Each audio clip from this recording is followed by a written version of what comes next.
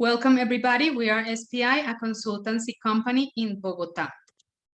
We have been working for more than 28 years helping companies around the world to strengthen their business. We have obtained more than 14,000 permits, trademarks and patents in Colombia and Latin. And we manage three main activities: intellectual property, covering trademarks, patents and related issues; corporate law, which involves contracts, incorporation of companies, and other corporative matters; and regulatory affairs, handling with all type of permits for all type of products, and that's why we are here today. All the activities we do are regional. We address issues in LATAM through our network of associates. We look for integral solutions through efficient processes with strategies developed for our clients' interests. Our conversation today is about nutritional labeling for foods in Colombia. These are some topics that we are going to consider today: background and news, nutritional labeling, front labeling and positive seal, and sodium reduction. Our previous regulation is the Resolution 333 from 2011, which states that nutritional declarations are mandatory for foods declaring any type of nutritional information, nutritional or health properties, or when their description on the label produces the same effect as the mentioned claims. Government entities studied the current regulation versus laws of other countries and the nutritional status of our population to determine the necessary changes for the law, mainly seeking that consumers are well informed and can make decisions based on quality information. They updated our laws. These are some type of seals used around the world. Some of them are mandatory and some are voluntary. There are three main types: positive, informative, or warning, depending on the type of data that should be reported. Our new regulation is the Resolution 810 of 2021. It was issued on June 16 this year, and it will come into force on December 2022. As we discussed earlier, the new regulation establishes the conditions and requirements that nutritional and frontal warning labeling must meet. It applies to all packaged food for human consumption, national or imported, marketed in the national territory, with the aim of providing the consumer with clear information about the product. Some of the changes are on the nutritional table. It will have now 2 columns. The nutrient declaration will be made in per 100 grams or milliliters and per serving. It will have a bigger size and it will be simpler. The use of warning front seals. The resolution now has more specific information about added sugars, and the term light will be used only for calories. Some products are exempt to fulfill this regulation: infant formula for children, food for special medical purposes, fruits, vegetables, grain, meats, and other products in their natural state, infusions, simple ingredient products, bulk foods, or food used as raw material for the industry, and secondary ingredients that are not sold directly to the consumer. Front labeling also has exemptions, those listed above and the following: salt and salt substitutes, packaged foods that have not been added of salt, fat, and sugar, hydrating or energy drinks for athletes will have a specific regulation. For these excluded foods, the declaration of nutrients or properties are voluntary, but you must consider that if you decide to include them, the declarations must comply with the regulation in whole. It's important also to consider that for sodium declaration, the raw meat, chicken, fish, or any type of product packaged with the addition of food products or additives containing sodium must declare the sodium content if it exceeds the limits allowed in the resolution, and additionally, it must bear the frontal sodium warning seal. In the chart, you can see the limits for sodium content to be declared through a seal. Now we are going to review some points about the nutritional labeling. We will talk a little about nutritional claims, health claims, and front labeling.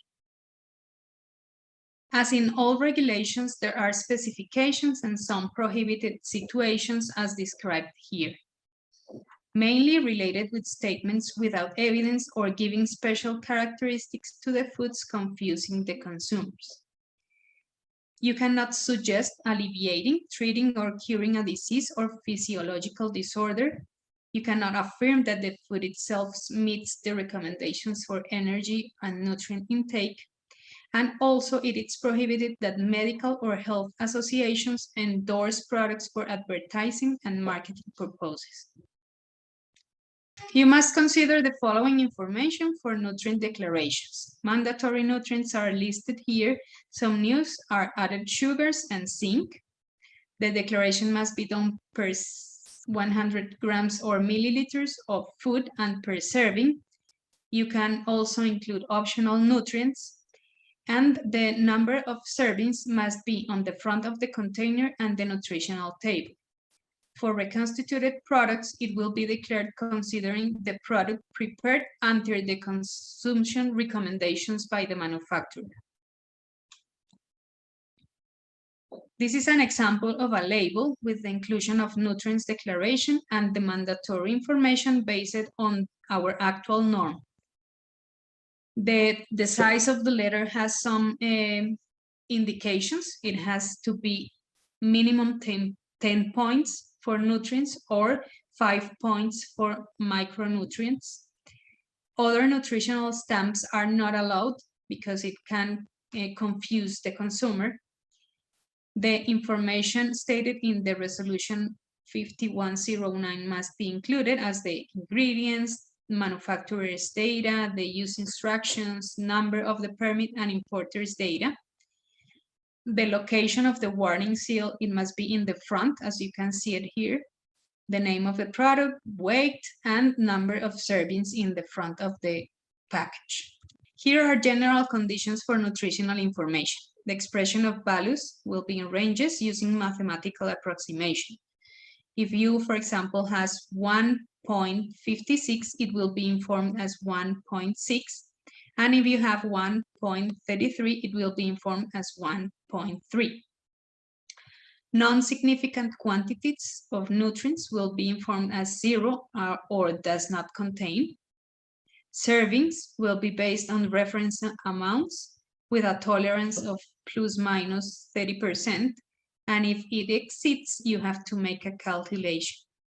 Declaration must be made using international units system and homemade measures. And the reference values will be based on 2 types of reference. The nutrients or the need of nutrients and those related with non-communicable diseases. For the declaration of nutritional properties, the only claims of nutritional properties allowed will be those that are made based on the established daily reference values. If not established, they must go to the specialized committee of INVIMA to be studied, and those already approved are still valid. There are 3 types of declaration of nutritional properties. Those related to nutrient content, so you can express excellent source, good source, low, free, or fortified. Nutrient comparison, reduce, more, less, or like, and no addition for sugars and sodium or salt. No addition declarations are related with sugar and salt sodium.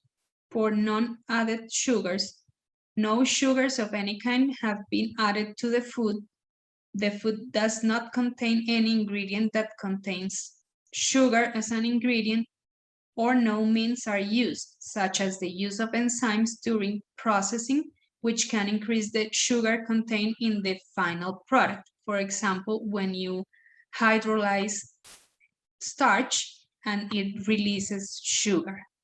The type of sugars are more detailed in this resolution, and it has a list of products that can be considered sugars. For the descriptor no added salt or sodium, the food should not contain salt or other products containing sodium. The food does not contain ingredients containing salt or sodium and must meet the low sodium requirement. For the declaration of properties of health, you must consider that they must be based on scientific evidence, allowing the public to understand the information provided and its meaning. It will be related with a reasonable amount of food to consume, and it must be done in conditional terms, using words like can, could, help, or contribute to. There are 3 types of declarations also. The first one is based on the nutrient function. The second one is other function properties. And the third one is the disease risk reduction. There are some prohibitions in the Declaration of Health Properties listed here. We can highlight that if the product has one or more front warning seals, may not make claims regarding the nutrient listed as high in. And that you cannot quantify the degree of risk. There are some terms that are prohibited, like healthy, health, sanitary, good health, or any related to health state.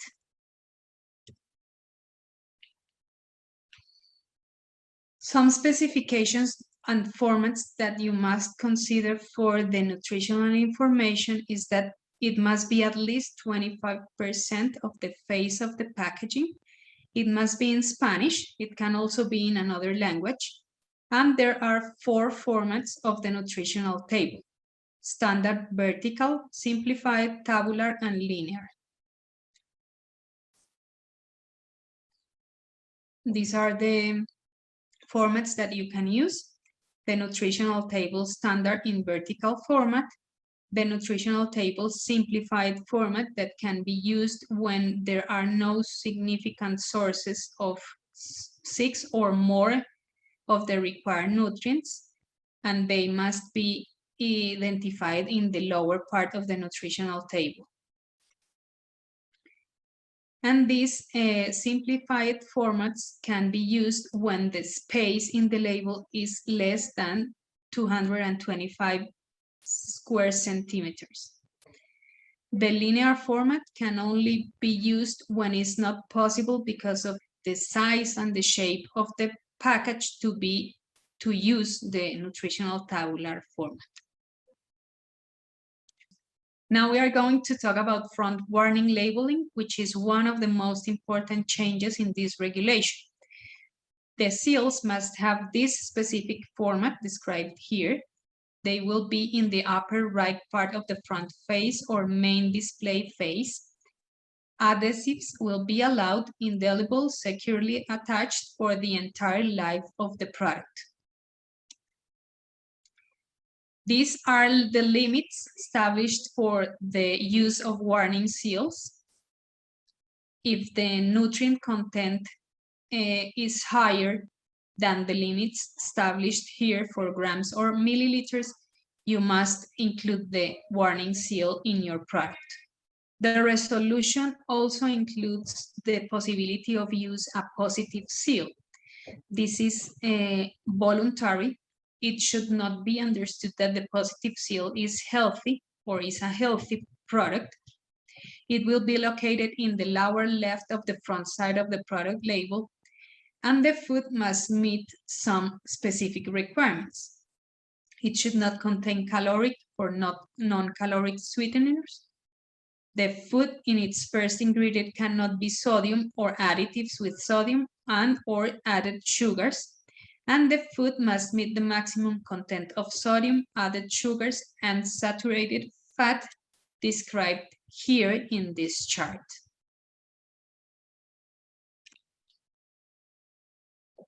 Some important additional information is that, as we told before, this resolution will enter into force on December 16, 2022.